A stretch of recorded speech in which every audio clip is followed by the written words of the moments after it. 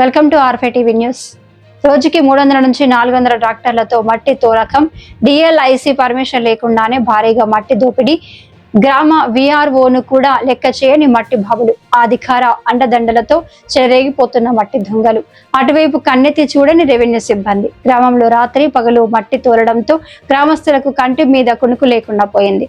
ఒక ట్రక్కు మట్టి 1000 రూపాయల చొప్పున రోజుకి 300 ట్రక్కులు మట్టి తోలడం వలన రోజుకి 3 లక్షల రూపాయలు ఆర్జిస్తున్న మట్టి దొంగలు.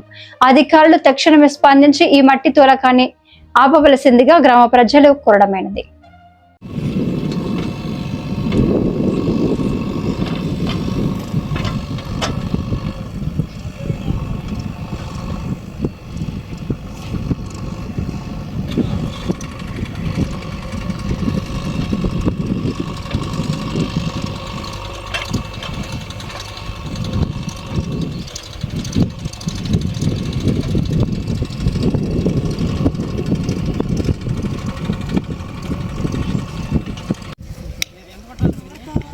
ఏది ఫస్ట్ ఏది అన్న మామూలుగా మీరు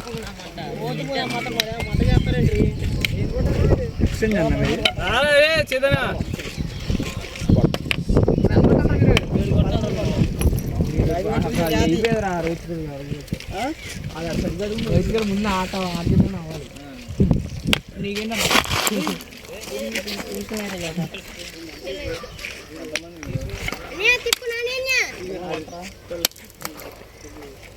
నీకేంటన్నా